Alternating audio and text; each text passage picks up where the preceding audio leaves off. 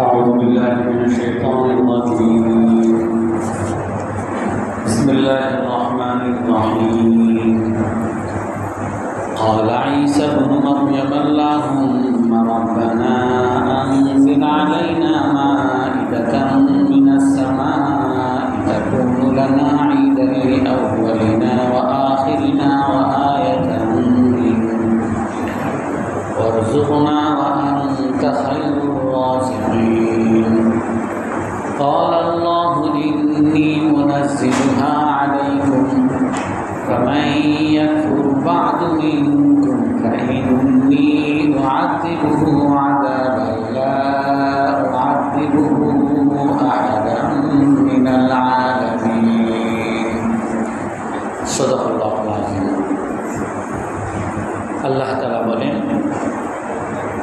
মারিয়ামের সন্তান ঈসা আলাইহিস সালাম বললেন, হে আল্লাহ, হে আমাদের পালনকর্তা, আপনি আমাদের উপরে আকাশ থেকে দস্তরখান অবতরণ করেন, তবে এটা আমাদের জন্য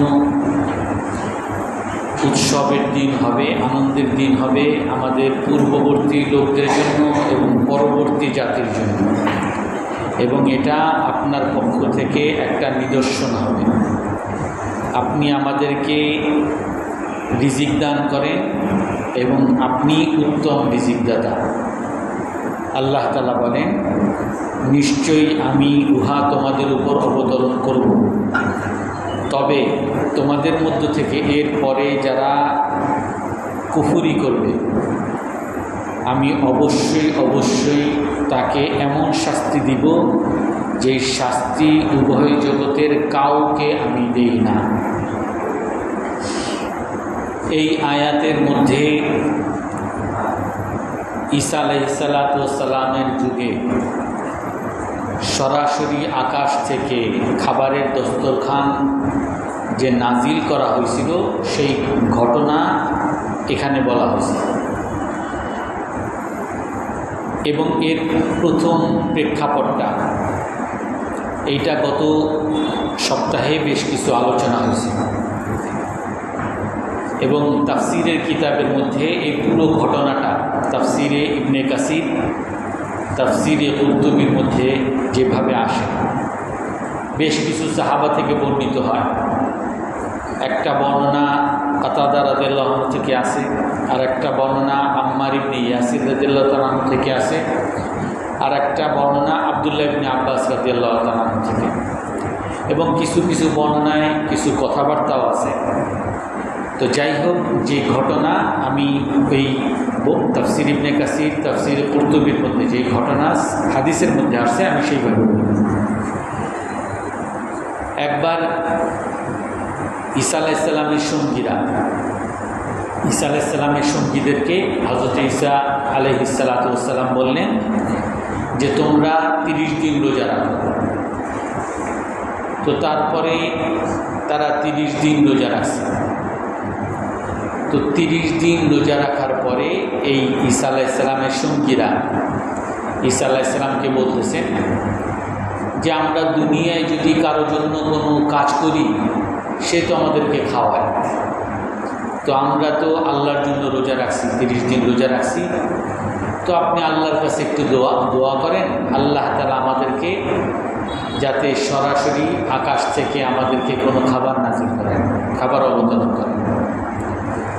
তখন ঈসা আলাইহিস সালাম প্রথমেই তার সঙ্গীদেরকে বাধা দিয়েছিলেন যে ইত্তাকুল্লাহ ইন কুনতুম মুমিনিন, যে তোমরা কি বিশ্বাস করো না আল্লাহ খাওয়াইতেছে, সারাক্ষণ তুমি যে শ্বাস প্রশ্বাস নিতেছো আল্লাহরই শ্বাস প্রশ্বাস নিতেছো, খাইতেছো, দুনিয়ায় থাকতেছো, সবই আল্লাহ, তো তারপরও আবার আল্লাহর কাছ থেকে সরাসরি কেন খাইতে চাও?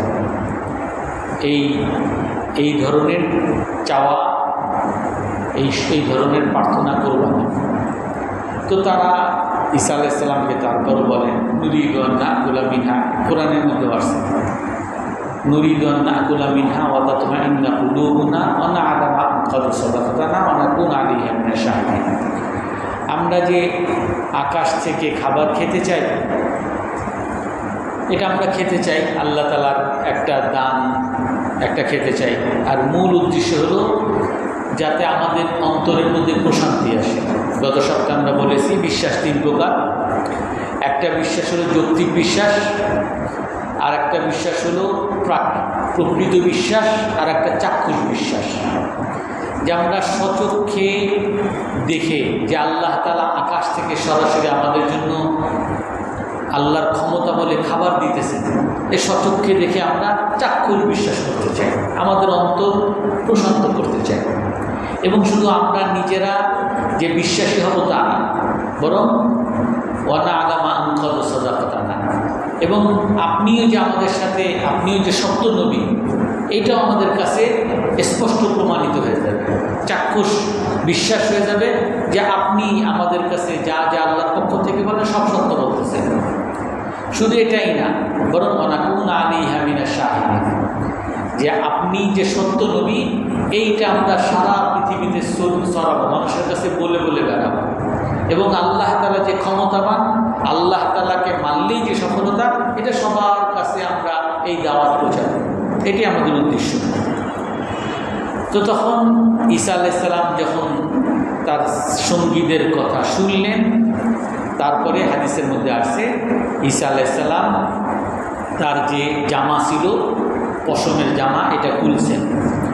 খোলার পরে কালো পশমের জামা পরিধান করছেন, এবং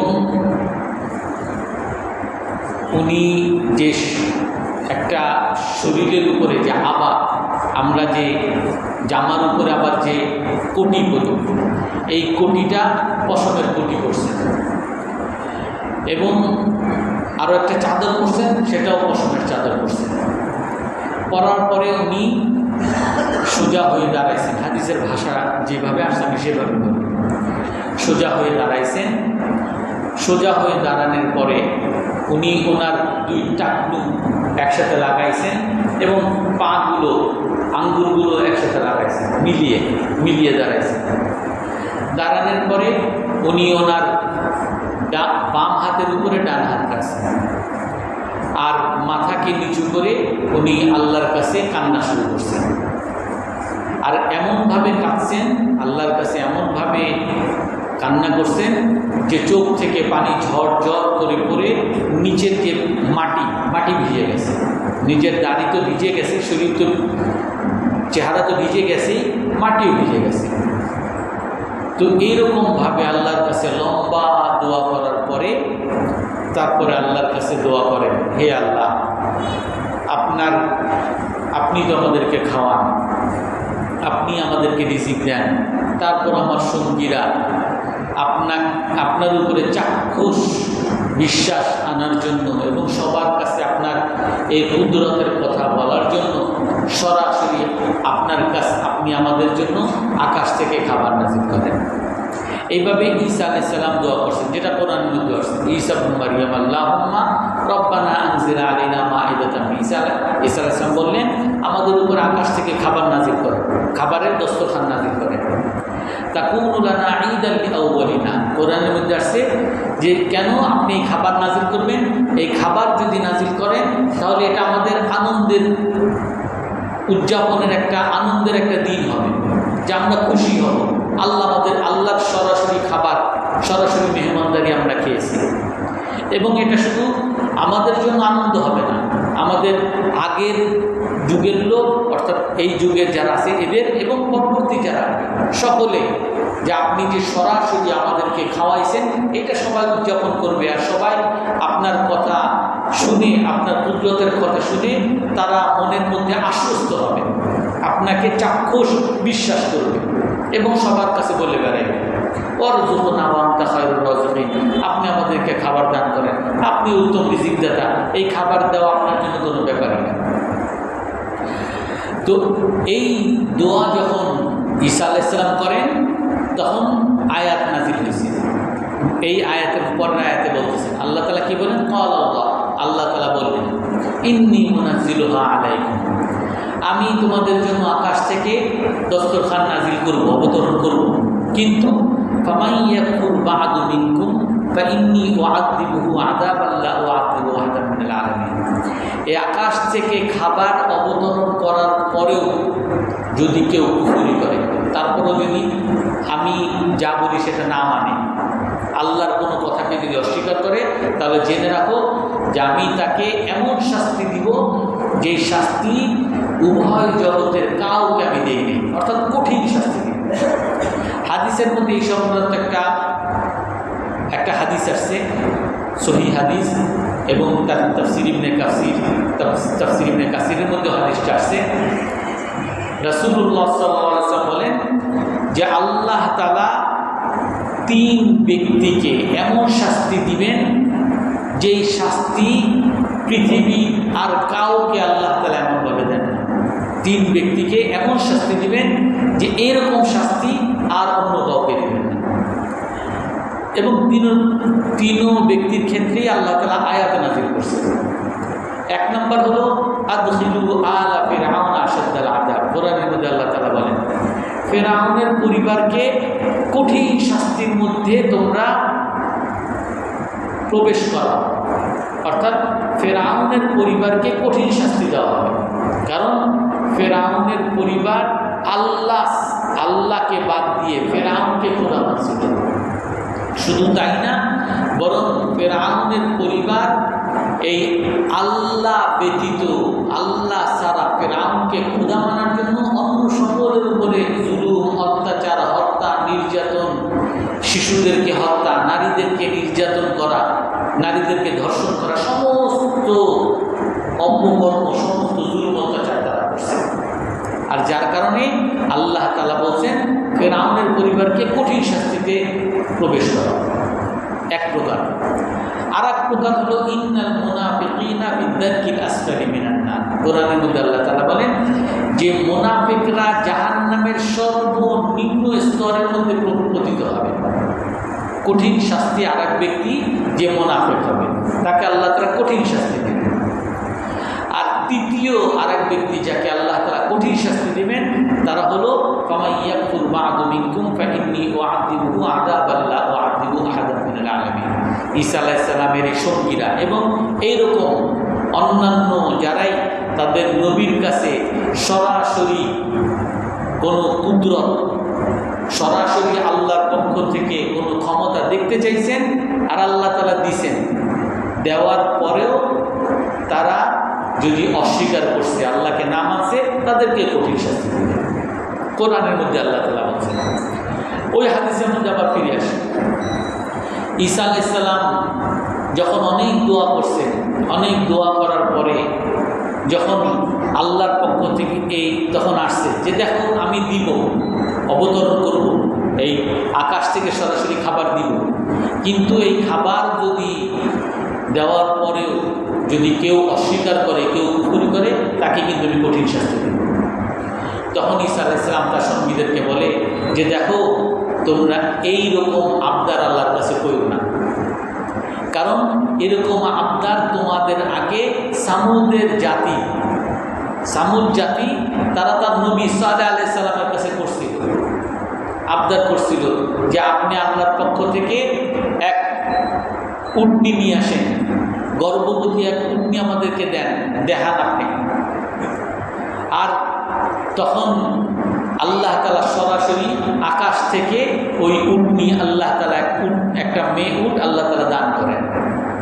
কিন্তু পরবর্তীতে ওই সালেহ জাতির জাতি, সামুদ জাতি, তারা ওই উটনিকে সম্মান করার কথা ছিল, তাকে পানি খাওয়ানোর কথা ছিল, কিন্তু তা না করে তারা উটনিকে জবাই করে, অর্থাৎ আল্লাহ তাআলার কুদরতকে তারা অস্বীকার করে, আল্লাহ তাআলার কুদরতের সাথে আল্লাহ তাআলার আদেশকে অমান্য করে। আর যার কারণে তাদের ধ্বংস এই কারণে হয়েছে। ঈসা আলাইহিস সালাম তার সঙ্গীদেরকে বলে যে দেখো তোমরা আল্লাহর কাছে যে আবদার করতেছো, এই আবদার সামুদ জাতি করছিল, কিন্তু ওই আবদার করার কারণে আল্লাহ তাআলা যখন ওই আবদার পূরণ করছে, ওই জাতির ধ্বংস ওই আবদারের মধ্যে হয়েছে, ওই উটনির মধ্যে হয়েছে, কারণ তারা মানে নেই, তারা অস্বীকার করছিল। এখন তোমরা এইরকম আবদার করো না, কারণ আমার মনে হয় যে আবদার করার মধ্যে তোমাদের ধ্বংস নিহিত আছে, তোমরা এরকম আবদার করো না। তারা সবাই কাকুতি মিনতি করলো, হে ঈসা আলাইহিস সালাম আপনি আল্লাহর কাছে দোয়া করেন, আমাদেরকে যাতে আল্লাহ তাআলা সরাসরি খাবার নাজিল করে, আর এর দ্বারা আমাদের চাক্ষুষ বিশ্বাস হবে আপনিও যে সত্য নবী, এটাও আমরা আন্তরিকভাবে বুঝে ফেলবো, এবং আমরা এই কথা সারা পৃথিবীর মানুষের কাছে দাওয়াত দিয়ে বেড়াবো। ঈসা আলাইহিস সালাম তখন এরকম লম্বা নামাজ পড়ছেন, আবার লম্বা নামাজ পড়ে অনেক কান্নাকাটি করে আল্লাহর কাছে দোয়া করছেন। তো আল্লাহর কাছে যখন দোয়া করতেছেন, ওই সময় দোয়া করা অবস্থায় তার সঙ্গীরা তার সাথে ছিল। সরাসরি আল্লাহ তার একটা দস্তরখান আকাশ থেকে নামতেছে, এরকম তার সঙ্গীরা সবাই দেখতেছে। তা ওই ইবনে আবি হাতিম এবং তাফসীর ইবনে কাসির তাফসীর কুরতুবীর মধ্যে এরকম হাদিসের মধ্যে ঘটনা আছে যে তারা সবাই দেখতেছে যে আকাশ থেকে একটা বিরাট দস্তরখান, এই দস্তরখানের উপরেও মেঘ, নিচেও মেঘ, তারা সরাসরি দেখতেছে।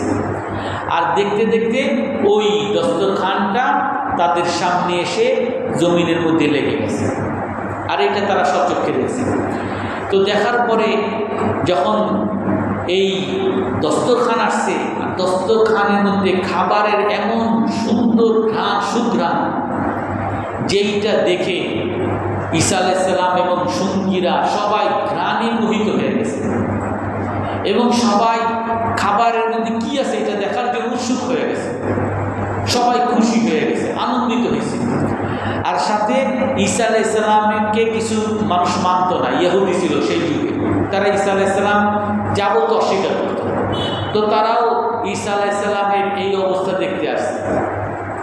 যখন দেখছে যে সবাই মিলে আল্লাহর কাছে খাবার সরাসরি দস্তরখান নাজিল করতেছে, ওই ইহুদিরা বলতেছিল যে আল্লাহ পাঠাবেও না, এর সত্য নবী না, আর তারা আল্লাহকেও মানতেছিল না। কিন্তু যখন নাকি সরাসরি ঈসা আলাইহিস সালামের দোয়ায় যখন ওই দস্তরখান মাটির মধ্যে এসে যখন অবতীর্ণ হয়েছে, ওই সময় ওই ইহুদিদের মন কালো হয়ে গেছে, ইহুদিদের চেহারা কালো হয়ে গেছে, তারা দুঃখ ভারাক্রান্ত সেখান থেকে চলে গেছে। তো এই দস্তরখান তাদের সামনে যখন আসছে, ওই দস্তরখানের উপরে পর্দা দেওয়া, কভার দেওয়া। তো ঈসা আলাইহিস সালাম তারপরে আল্লাহর কাছে আবার ওই খাবার আসার পর অনেক দোয়া করতেছিলেন, হে আল্লাহ, আল্লাহুম্মা লা তাজআলহা ফিতনা, হে আল্লাহ, এই খাবারকে আমাদের জন্য আযাব স্বরূপ আপনি দিয়েন না, এই খাবারকে আমাদের জন্য পরীক্ষা স্বরূপ আপনি দিয়েন না, এই খাবারকে আমাদের জন্য বরকত স্বরূপ দেন, এই খাবারের মধ্যে আমাদের সফলতা দেন, আমাদের দুনিয়া আখিরাতের কল্যাণ দেন। এইভাবে অনেক দোয়া করছেন। দোয়া করার পরে তখন ঈসা আলাইহিস সালাম তার সঙ্গীদেরকে বলেন, মান আজরাউনা আলা কাশফিল বিন্দি, তোমরা তো সবাই আল্লাহর কাছে দোয়া করতে বলছো, আল্লাহর কাছে দোয়া করছি, আল্লাহ এখন খাবারও দিচ্ছে। এখন তোমাদের মধ্যে কার ক্ষমতা আছে, কার এই সাহস আছে, এই খাবারের যে পর্দা আছে, কভার, এই কভারটা খুলো। তোমাদের মধ্যে যারা আল্লাহর উপরে বেশি আস্থা আছে এবং আল্লাহর উপরে চাক্ষুষ বিশ্বাস হয়েছে, যে তোমরা বলছো এরকম খাবার দেখলে আল্লাহর উপর চাক্ষুষ বিশ্বাস হবে, তোমাদের মধ্যে আল্লাহর উপর যার চাক্ষুষ বিশ্বাস হয়েছে এবং যারা আল্লাহর উপরে অনেক আস্থাশীল হয়েছ এবং যে সাহসী, সে এই পর্দা করবে। কিন্তু ঈসা আলাইহিস সালামের সঙ্গীরা সবাই ভয় পেয়ে গেছে যে আল্লাহ যদি আবার এর মধ্যে কোনো অকল্যাণ রাখে, আবার যদি কোনো শাস্তি দেয়, বা এই খাবারকে ঈসা আলাইহিস সালাম যেমন আগের থেকে ভয় দেখাচ্ছিল যে এটা তোমরা এমন দোয়া করো না, কারণ এটা এর মধ্যে হয়তো তোমাদের ধ্বংস হইতে পারে। এই জন্য সবাই মিলে বলল, এই ঈসা আলাইহিস সালাম, আপনি তো আমাদের মধ্যে সবচেয়ে বেশি আল্লাহর উপরে বেশি বিশ্বাসী, আপনি তো বেশি আস্থাশীল, আপনি তো বেশি সাহসী, আপনি দয়া করে বলেন। তো সবাই ঈসা আলাইহিস সালামকে যখন পিড়াপিড়ি করছেন, তখন ঈসা আলাইহিস সালাম ওই কভার খুলছেন। কভার খোলার পরে হাদিসের ভাষায় সেখানে বিরাট একটা মাছ, ওই দস্তরখানের মধ্যে অনেক বড় প্লেট, আর বড় প্লেটের মধ্যে বিরাট মাছ এবং অনেক রুটি, এবং কোনো বর্ণনা আছে বিভিন্ন ধরনের ফল ফলাদি, এবং অনেক ধরনের খাবারের সাথে আরও অনেক খাবার। যখন এই খাবার দেখছে, এই ঘ্রাণ শুকে সবাই বিমোহিত হয়ে গেছে। তো যখন এই খাবার সবাই দেখছে, তখন একজন ওই সঙ্গীদের মধ্যে একজন জিজ্ঞেস করতেছিল যে, হে ঈসা আলাইহিস সালাম,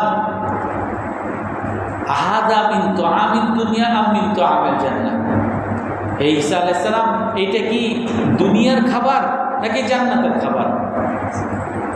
তখন ঈসা আলাইহিস সালাম আবার রাগ হয়ে গেছে যে দেখো, আমি তোমাদেরকে এমনি ভয় পাইতেছিলাম যে আল্লাহ তাআলার কোন শাস্তির মধ্যে তোমরা পতিত হবে।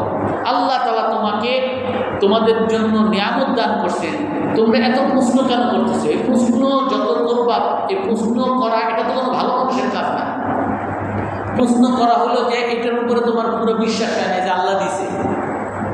আল্লাহ যে তোমাকে যে সরাসরি তোমরা যে চাক্ষুষ প্রমাণের জন্য আল্লাহর কাছে দোয়া করতে বলছিলা, তারপর আবার প্রশ্ন করো এটা দুনিয়ার খাবার না জান্নাতের খাবার। তখন বলে যে হে ঈসা আলাইহিস সালাম, আমি এই জিজ্ঞাসা দ্বারা, এই প্রশ্ন দ্বারা কোনো খারাপ কিছু মনে করি না, এমনি বলছি, একটু জানতে ইচ্ছা করছে, আমি কোনো আল্লাহকে যে অবিশ্বাস করি এইরকম কিছু না। তখন ঈসা আলাইহিস সালাম বলেন, যেটা না দুনিয়ার খাবার, না আখিরাতের খাবার, না জান্নাতের খাবার, বরং এই খাবার আল্লাহ তাআলা আকাশের মধ্যে, বাতাসের মধ্যে আল্লাহ তাআলা এই খাবার তৈরি করছেন, এবং এই খাবার তৈরি করে আল্লাহ তাআলা আকাশের মধ্যেই এই দস্তরখানের মধ্যে এই খাবার সব কিছু আল্লাহ তাআলার কুদরতে, আল্লাহ বলছেন কুন, হয়ে যাও, হয়ে গেছে। এটা এমন না যে কোনো থেকে মাছ ধরে আনছে, তারপরে মাছ কাটছে, এইটারে আবার রান্না করছে, এমন না। যে আল্লাহ তাআলা ওই আকাশের মধ্যেই বলছেন হয়ে যাও, এইটা হয়ে যাও, ওইভাবে হয়ে গেছে। এটা না দুনিয়ার খাবার, না আখিরাতের খাবার। তো এই যখন খাবার আসছে, এখন আবার আর একদিন প্রশ্ন করছে যে আরিনি আয়াতাম মিন আয়াতি, হে ঈসা আলাইহিস সালাম, আপনি তো আমাদেরকে আল্লাহ তাআলার কত কুদরত দেখাইছেন, এই মাছের মধ্যে একটা কুদরত দেখান, আল্লাহ তাআলার আর কি কুদরত আছে একটু দেখান। তখন ঈসা আলাইহিস সালাম আবার তাদেরকে বলতেছেন যে দেখো, তোমরা যে এই প্রশ্ন করতে, আমি এটাই ভয় পাইতেছিলাম যে আল্লাহ তাআলা তোমাদেরকে আল্লাহ তাআলার কুদরত দিবেন, তারপরে তোমরা বিভিন্ন প্রশ্ন করবা, যেটা হলো অবিশ্বাসের প্রমাণ। যে আল্লাহকে যে তোমরা চাক্ষুষ প্রমাণের কথা বলছিলা, এই চাক্ষুষ বিশ্বাস হয় নাই,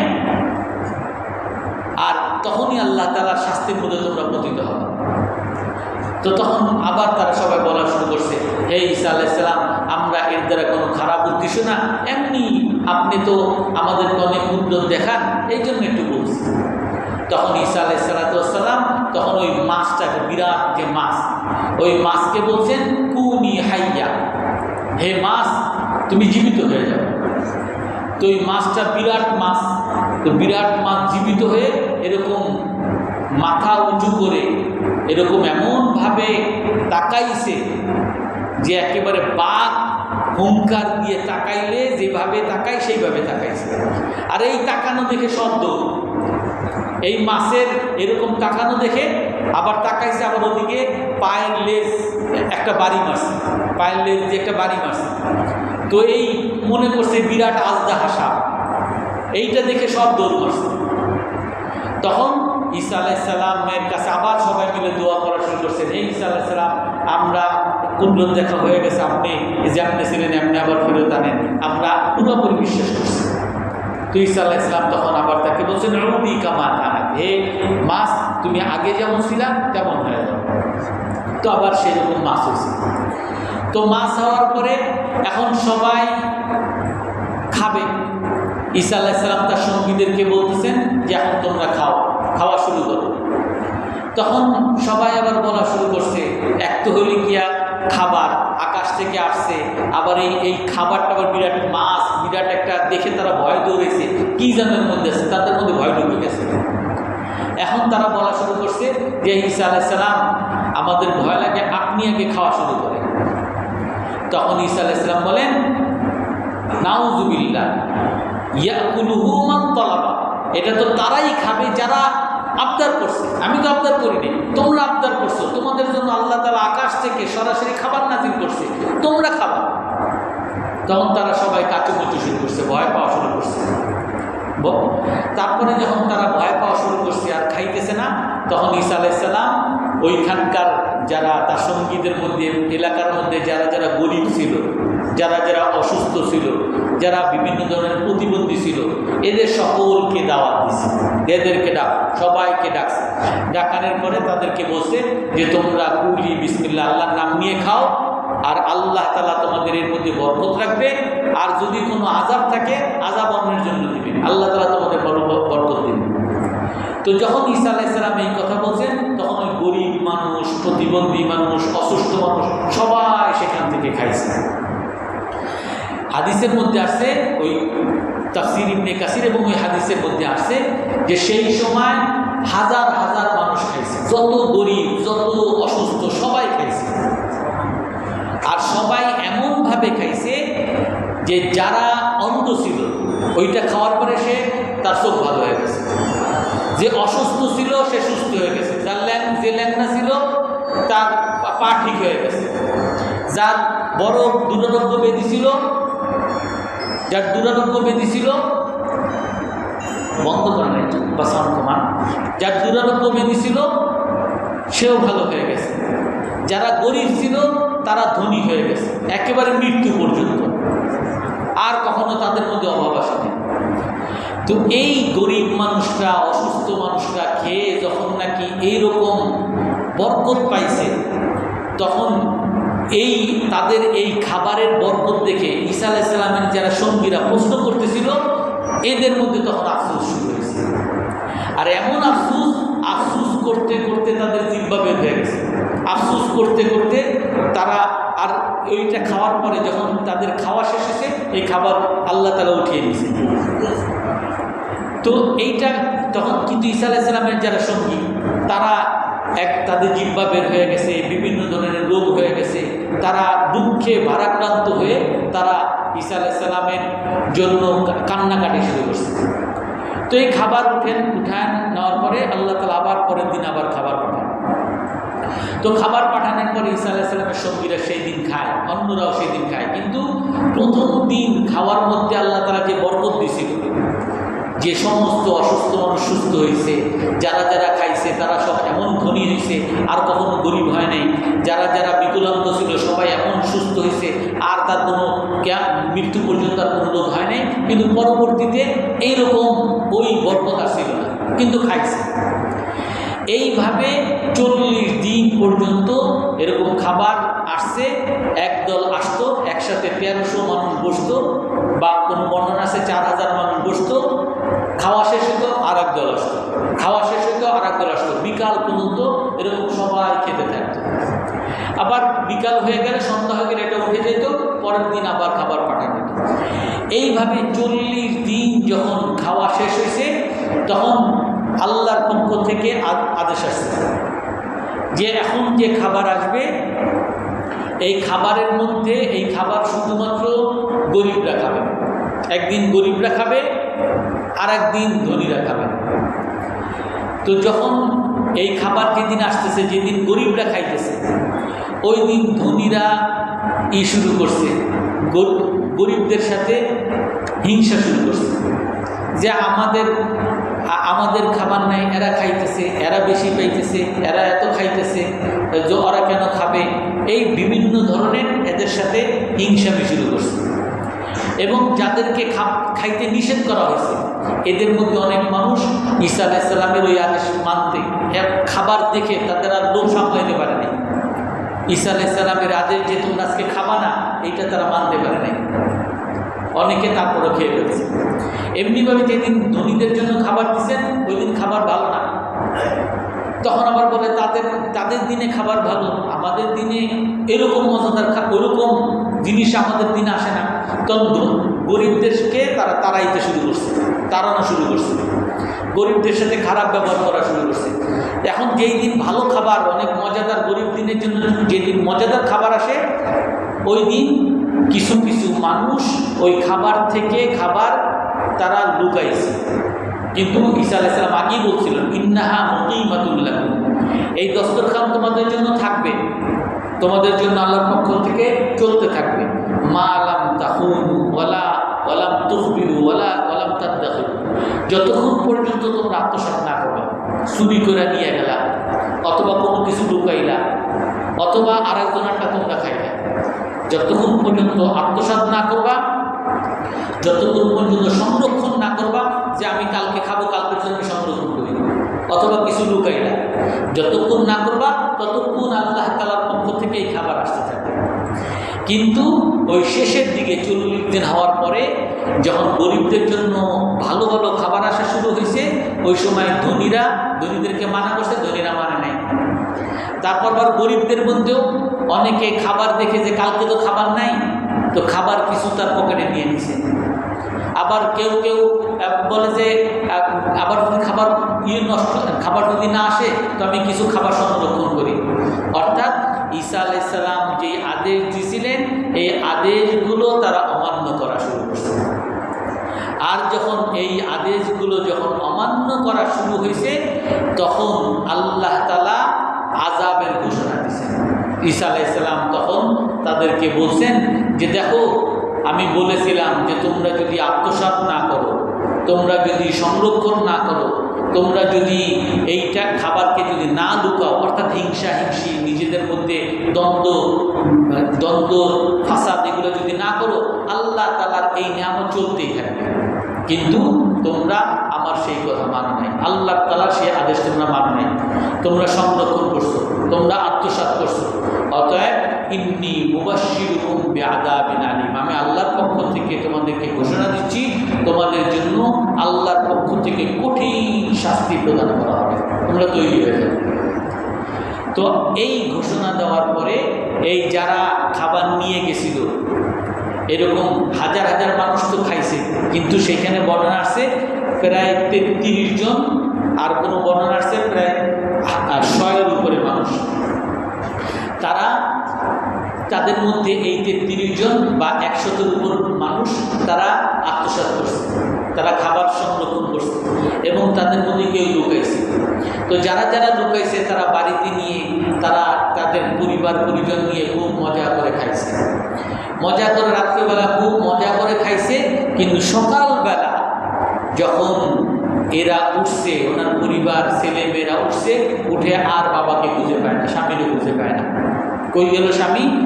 দেখে যে একটা শুয়োর, একটা বানর, রূপান্তরিত শুয়োর হয়ে আছে। কেউ শুয়োরে রূপান্তরিত হয়েছে, কেউ বানরে রূপান্তরিত হয়েছে। আর এইটা দেখে তারা ভয় পেয়ে গেছে, ঘরের মধ্যে শুয়োর আসছে কোত্থেকে, আমার বাবা কই, আমার আমার আমার স্বামী কোথায়, এইভাবে সবাই খুঁজতেছে, পায় না। কিন্তু শুয়োর দেখে আর বানর দেখে, আর শুয়োর বানর সে কাঁদতে থাকে। এইটা যখন না বুঝে তখন ঈসা আলাইহিস সালামের কাছে যায় যে এরকম আমার স্বামীর তো খুঁজে পাচ্ছি না, কিন্তু একটা বানরকে দেখতেছি, একটা শুয়োরকে দেখতেছি। তখন ঈসা আলাইহিস সালাম বলেন যে তোমার স্বামী বা তোমার বাবা আল্লাহ তাআলার আদেশকে অমান্য করছে, আত্মসাৎ করছিল, চুরি করছিল, এই খাবারকে সংরক্ষণ করছে, খাবারকে লুকাইছে। আল্লাহ তাআলার আদেশকে অমান্য করার কারণে আল্লাহ তাআলা তাদেরকে শূকরে পরিণত করেছে, শূকরে রূপান্তরিত করছে, বানরে রূপান্তরিত করছে। এই কথা যখন বলছেন তখন সবাই তো বলছে যে এই বানর যে বাসার মধ্যে দেখছি এই তো আমার স্বামী, এই শুয়োর যে তাকে দেখছি এই তো আমার বাবা। তো সবাই ওই শুয়োর আর ওই বানরকে ধরে কান্না শুরু করছে, আর বানরও কাঁদে। এই বানরকে নিয়ে যখন ঈসা আলাইহিস সালামের কাছে গেছে, ঈসা আলাইহিস সালামের কাছে গিয়ে কান্নাকাটি করতেছে। তো ঈসা আলাইহিস সালামও তাদেরকে দেখছেন কাঁদতেছে, আর ঈসা আলাইহিস সালাম তখন তাদেরকে উদ্দেশ্য করে বলেন যেটা আল্লাহ তাআলার পক্ষ থেকে আযাব, আমার কোনো কিছু করার নেই।